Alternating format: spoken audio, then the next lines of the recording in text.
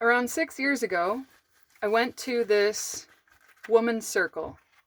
So it was a full day event, and it was at this lady's house. And it was really about connecting as a group of women, as well as really reflecting inside and finding a part of us that we've been neglecting.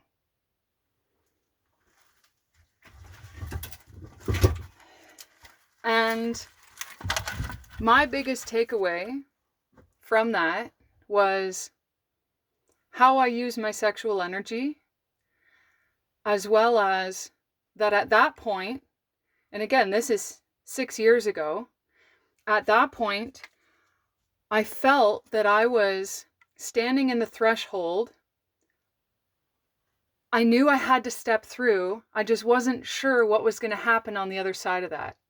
I also wasn't sure which direction I was stepping out into. Hi, I'm Holly, and I'm sharing a part of my journey to bring courage and inspire you on yours. And this idea of, okay, so let's say when we're in elementary school at that age, and we're always asked, what do you want to be when you grow up? As if we have to be that one thing forever. I wanted to be a veterinarian, and I also thought about being a teacher. And so I thought about this, and I was like, how am I going to be a veterinarian? I cry at everything. I was always a super sensitive kid. And I don't like seeing animals hurt, but how would I be able to take that needle and put them down? Even knowing that, well, we're conditioned to believe that we have the right to choose when it's their time to go. So anyways, at the time, I thought, well, how am I going to do that? I can't do that. So I ended up having like so many jobs throughout my life. And so when my real estate career was stolen from me, which was, well, it began in 2019, end of 2018, beginning of 2019, when they started making those false claims and defamation of character, and the Real Estate Council of Ontario decided to side with Violence Against Realtors from a complaint which came from somebody who wasn't even involved at all in the transaction. So they chose not to do their due diligence, finding out where the information was coming from and why it was coming from, who it did. And so at that point, I really had a bigger threshold that I needed to step through. And this is the end of 2021, when I had decided that enough's enough and I didn't really want to deal with the harassment any longer. So I gave my letter of resignation, and a week later was when the legal department from the Real Estate Council of Ontario decided that they were going to charge me with abuse of an elderly woman. Anyways, so that's besides the point. The point is that when we have these huge transitions in our life and these huge breakthroughs, it can really feel like a breakdown. And when we're standing on the threshold at the crossroads, unsure which way to go, you have so many directions, so many opportunities, and most of the opportunities we're pretty blind to. Because we're still stuck in this victim mentality that, woe is me. Why would they choose to do that to me? Like, I only ever treated everybody fairly and how I wanted to be treated, and I treated everyone well and with compassion and acceptance. So when you get stuck in this it's almost like a self-pity.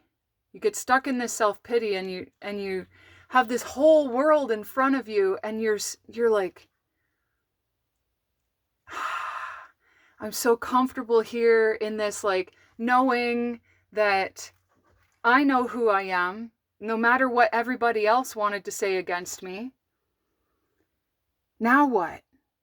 I only ever knew that. That's what I wanted to do. I wanted to help people in the way that I was. And that was stolen from me. So now what? And it's always like when you're younger, you follow your parents, whether they're good or bad, because that's all you know. And you really seek that validation from them, and you seek the guidance from them. And that's when I got into real estate. Both my parents were realtors for a while and successful. My mom was top producer a lot. My dad was a truck driver for the majority of, the first 10 years of my life, and his health became very, very bad. So my mom made him get out, and he ended up getting into real estate too. And I saw the flexibility in the schedule. I also wanted to be a truck driver when I was 20 because I wanted to get away from the lifestyle I was in. And I thought that, you know what, I want to travel too. I want to see the world. So I'll go on long hauls. Well, I was talked out of that. And those two ideas were simply because that's what my parents did. And so when that was stripped from me, and what I was successful in, growing a repeat and referral business,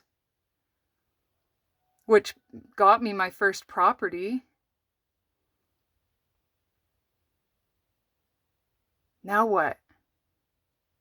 And I know that so many of you struggle with this, where you're so nervous to leave what you've always known. And you're nervous to step through that threshold because what's on the other side? And as we get ready for winter, which is a time of rest, we really get to regroup and reflect on the past year and where it's taken us and where we want to go. Where are our desires going to take us? And will we allow our desires to guide us, or will we sit in that place of comfort that we've been in for years?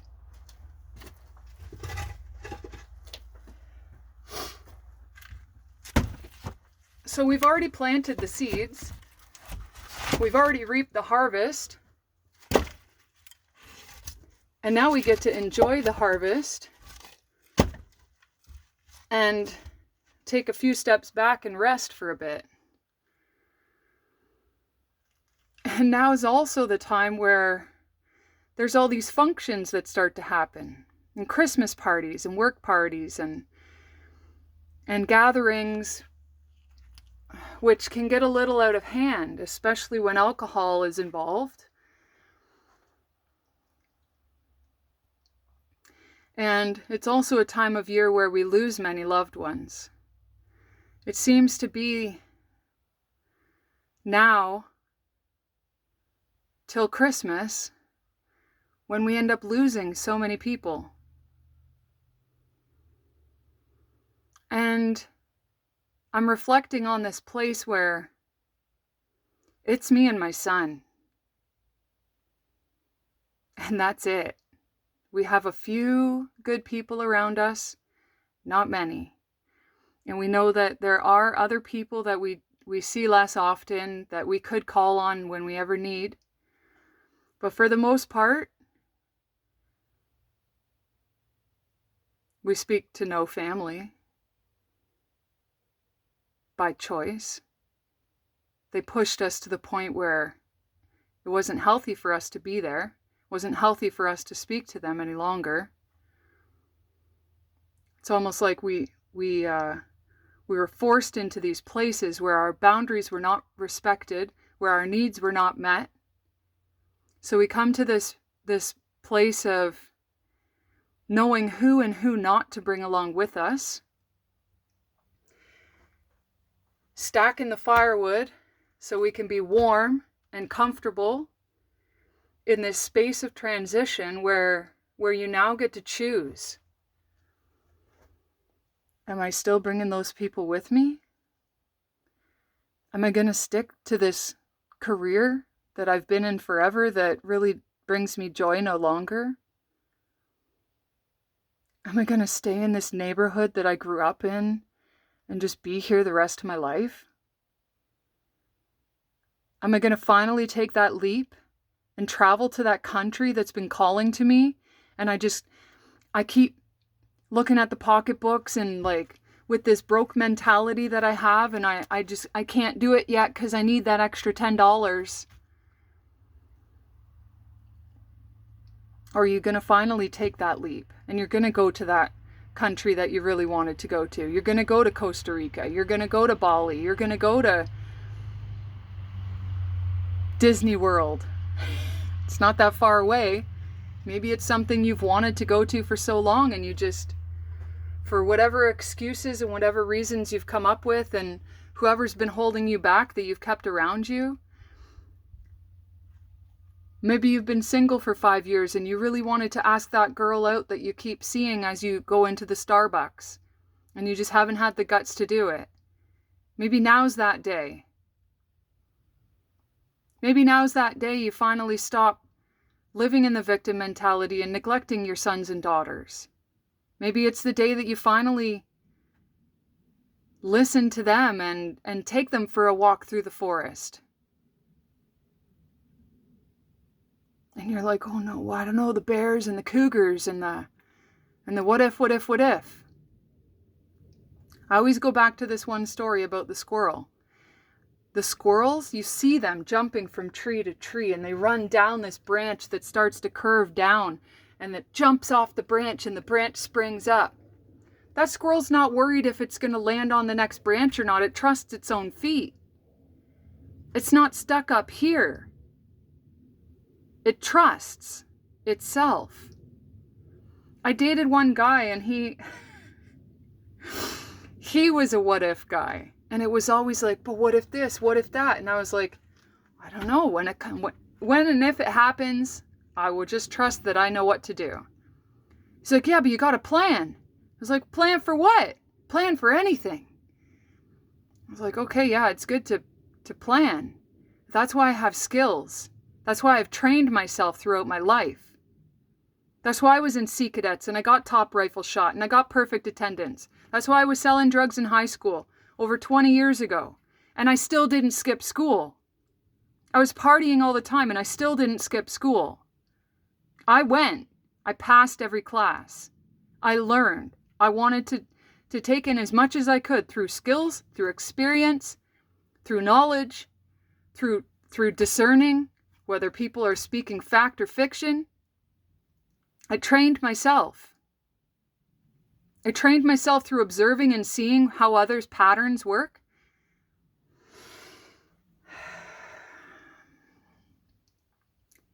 So, where will this winter take you? This is resting season. Are you going to be comfortable? Are you going to stick to what you've always known? Or are you going to go out and have wood heat for the first time in your entire life and need to stack that pile of firewood? The day's not done yet. The snow hasn't fallen on the ground. You still got time. What are you prepping for? Take my glove off for this one. Bliss to each and every one of you.